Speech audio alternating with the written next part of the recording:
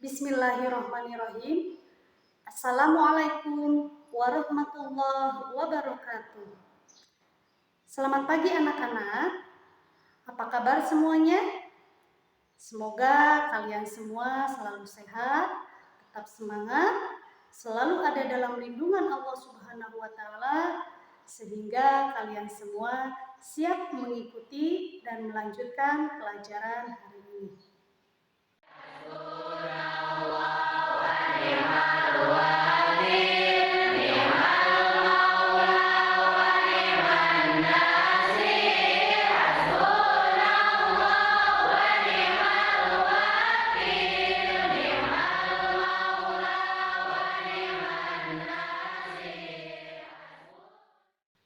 Seperti biasa, sebelum kita belajar, kita berdoa terlebih dahulu.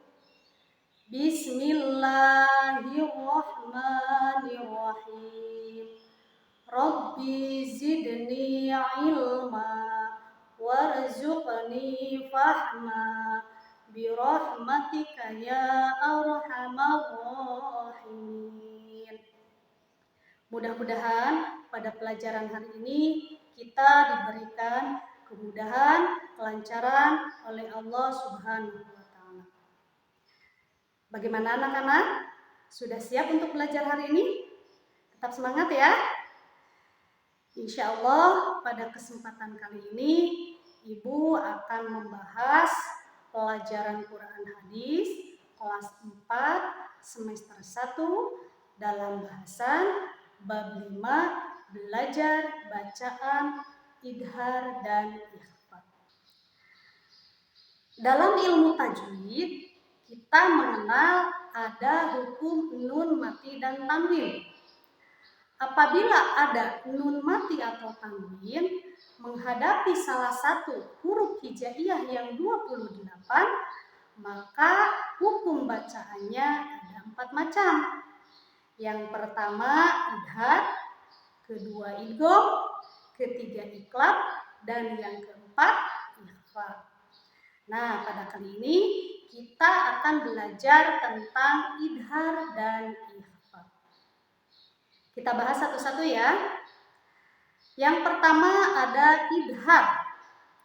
Apa itu idhar? Idhar artinya jelas. Itu kalau menurut bahasa. Sedangkan menurut istilah, idhar artinya apabila ada nun sukun atau tanwin menghadapi salah satu huruf halki, maka cara membaca nun sukun atau tanwinnya itu harus jelas, tidak boleh samar, tidak boleh dengung. Huruf-hurufnya disebut juga dengan huruf halkiyah. Kenapa disebut huruf halkiyah? Karena makhrajnya atau tempat keluar hurufnya berasal dari tenggorokan. Dengan demikian, hukum idhar yang berhubungan dengan hukum nun mati atau tanwin disebut juga dengan idhar halki. Adapun jumlah hurufnya ada 6 huruf. Yang pertama ada hamzah, ha, ain, ha, kho, ghin. Itu huruf-huruf idhar halki. Nah, supaya kalian lebih jelas lagi, lebih paham lagi, Ibu akan memberikan beberapa contoh sebagai berikut. Yang pertama ada contoh kalimat waman aroda. Di sana terdapat nun sukun menghadapi hamzah. Maka nun tersebut harus dibaca jelas, tidak boleh samar, tidak boleh dengung, karena hukum bacaannya adalah idhar. Contoh kalimat yang kedua ada kalimat inhum illa.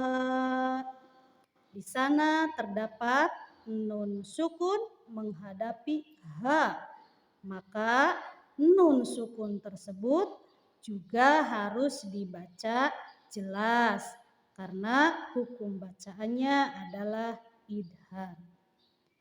Yang ketiga, ada yang memakai tanwin.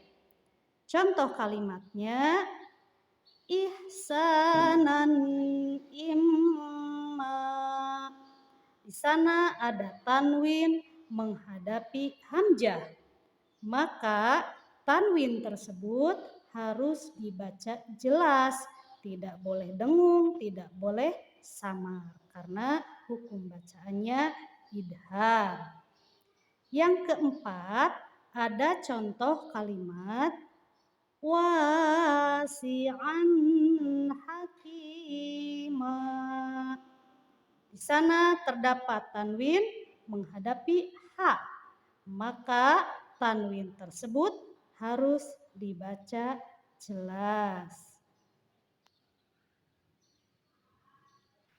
Bagaimana? Sampai di sini kalian mengerti? Ibu harap kalian mengerti ya. Kita lanjut. Yang kedua, ada yang dinamakan dengan ikhfa.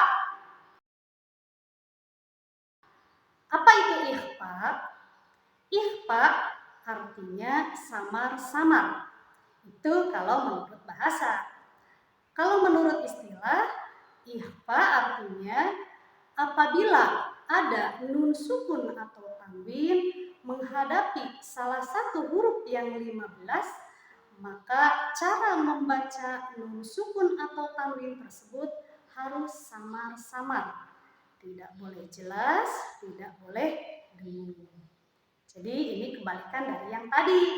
Kalau idhar harus dibaca jelas, sedangkan ikhfa harus dibaca samar-samar. Adapun jumlah huruf ikhfa ada 15, yaitu sebagai berikut. Ta, sa, jim, dal, zal, za, sin, shin, shod, zod, to, zod, fa, qaf, kaf. Nah, ikhfa pada hukum nun matik dan tanwin disebut juga dengan ikhfa hakiki. Adapun pembagiannya, ikhfa yang hurufnya 15 terbagi menjadi 3 bagian. Yang pertama ada yang termasuk pada ikhfa aqrab atau artinya dekat. Yang kedua ada yang termasuk pada ikhfa ausat atau artinya tengah-tengah. Dan yang ketiga ada yang termasuk pada ikhfa ab'ad atau artinya jauh. Nah, itu penjelasan tentang ikhfa. Nah, supaya kalian lebih mengerti lagi, lebih paham lagi, Ibu akan memberikan beberapa contoh ikhfa sebagai berikut. Yang pertama ada contoh afa'anta takunu. Di sana terdapat nun sukun menghadapi ta. Maka nun sukun tersebut harus dibaca samar-samar. Tidak boleh dibaca jelas karena hukum bacaannya adalah ikhfa.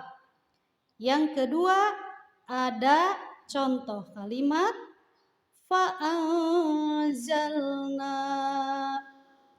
Di sana terdapat nun sukun menghadapi zai. Maka nun sukun tersebut harus dibaca samar-samar. Yang ketiga, ada yang memakai tanwin. Contoh kalimatnya basyarun sawiya. Di sana terdapat tanwin menghadapi sin. Maka tanwin tersebut harus dibaca samar-samar. Yang keempat, ada contoh abdan syakura. Di sana terdapat tanwin menghadapi shin, maka tanwin tersebut harus dibaca samar-samar, tidak boleh jelas karena hukum bacaannya adalah ikhfa.